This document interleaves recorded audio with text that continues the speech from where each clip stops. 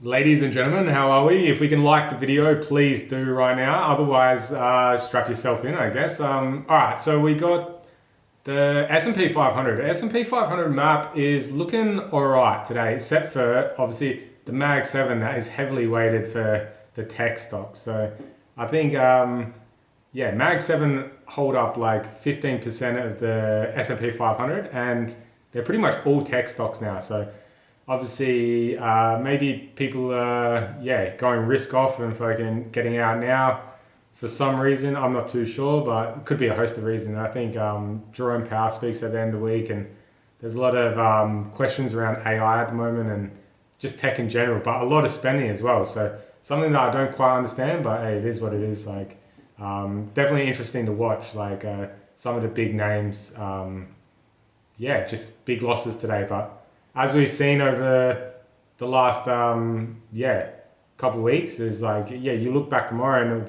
they'll be up. So just a weird time. Anyway, we'll move on to futures.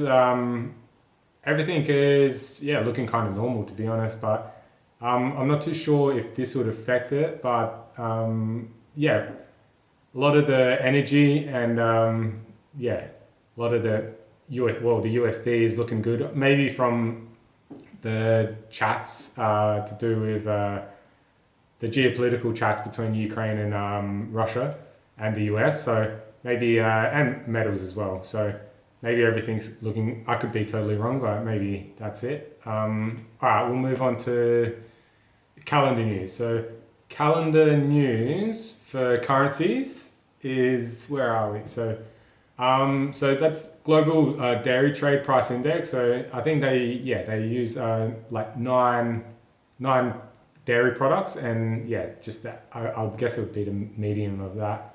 FOMC member Bowman speaks.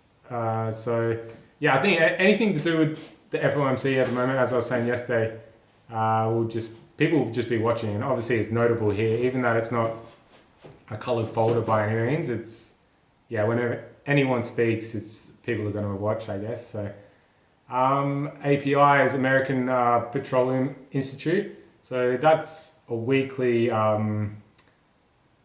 weekly, and the data is, I looked it up before.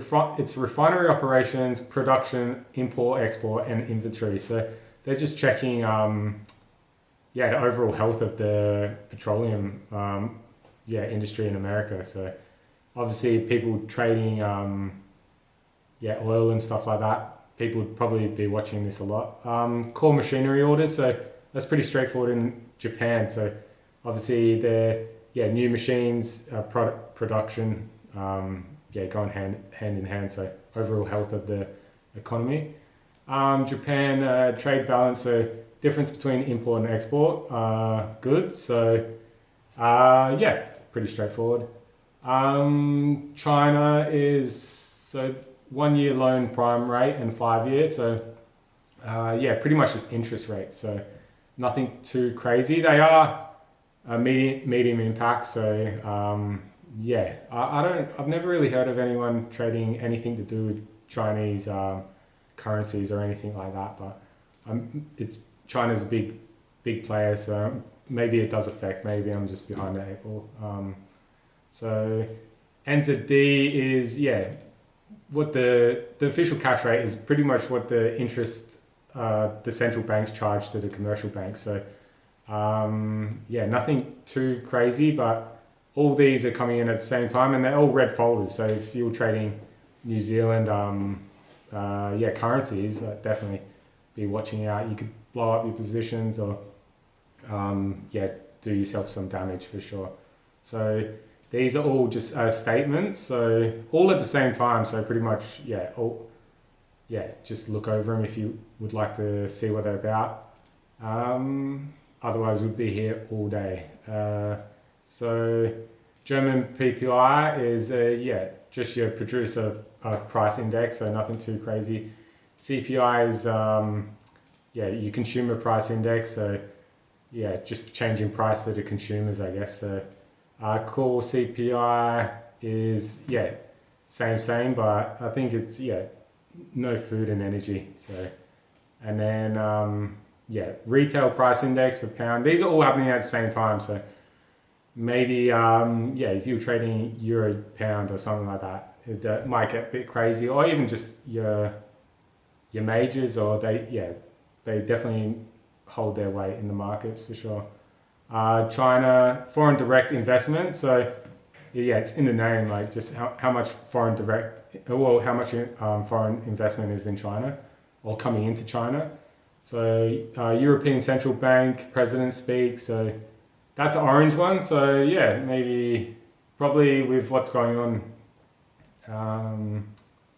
with Ukraine and the war in Russia and stuff like that, probably a lot more to speak about. And yeah, people would probably be watching this a lot more closely than other years, I'm guessing. So pound, yeah, what is it? House price index is the difference in prices of the houses getting sold. So nothing too crazy. Final core CPI, final CPI, so consumer price index.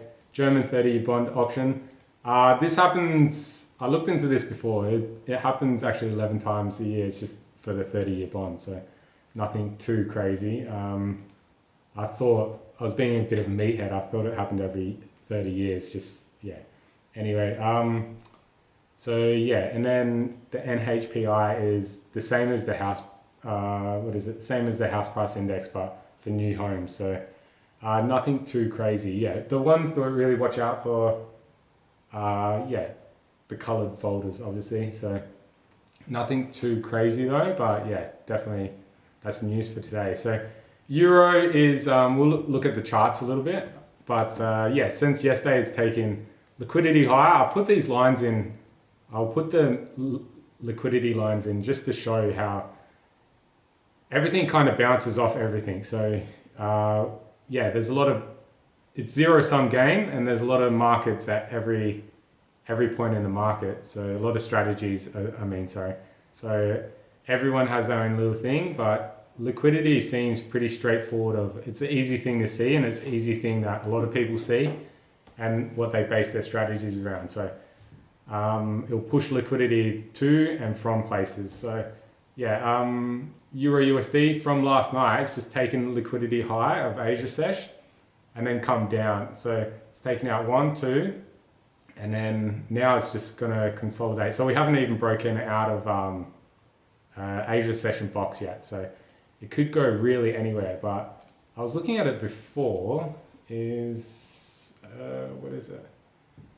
So these are main liquidity points. So you do have an imbalance here. So there's no wick touching, there's no wick touching in between here. So it hasn't quite closed it there. So I was looking at higher, higher, low, higher, high. So these are the two bits of breakout. So even though it looks like it's breaking structure now, the actual break would be down here. It might be hard to see, but yeah, 1, 2, 1, 2. So yeah, it would be, yeah, here and here. So maybe none of this is financial advice. I almost forget to say it every time, but yeah, I would expect maybe it could come up here, but as it's a game of probability this year, you kind of make do, and then yeah, you just need to be right more times than wrong, I guess.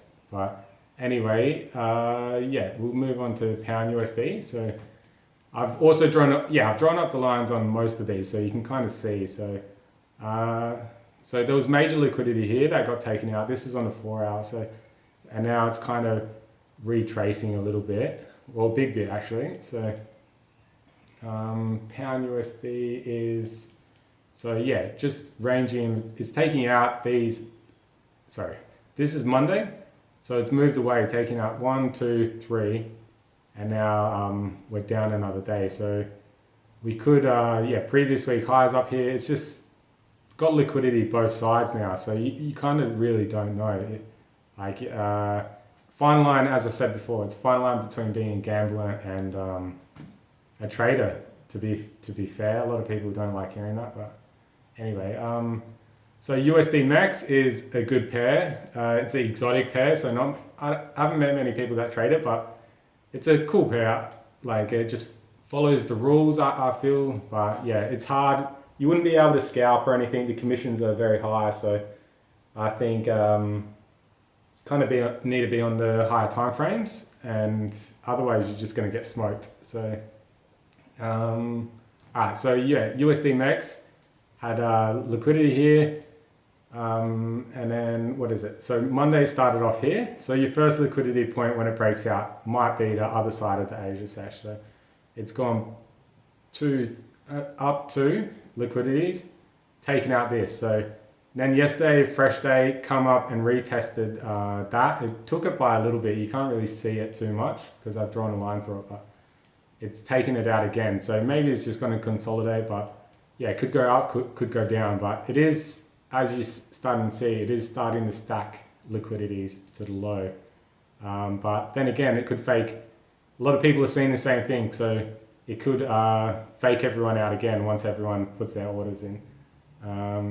Everyone's been through a lot of trades where you follow the textbook and it just comes out last minute and takes out your trade. This is what's pretty much happening all the time. Your positions are just getting smoked by someone. So anyway, we'll move on to SPX, so the S&P 500. So yeah, just down. We're talking about that. Not down by that much, to be honest, but yeah, all-time highs are up here.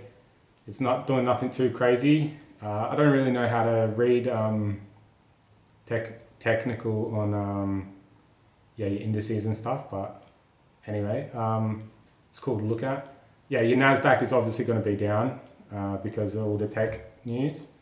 And then, yeah, your Dow Jones is yeah, down, but these are all-time highs. I haven't adjusted the lines here, but yeah, up here. So not that far away at all. So yeah, definitely one of those things. Just wait and see, I guess. But yeah, a lot of information out there, and no one knows who's right and wrong. So yeah. Anyway, if you like all this, like and subscribe, mean a lot. But anyway, yeah. Cheers, guys. Thanks. Where are we? Cheers.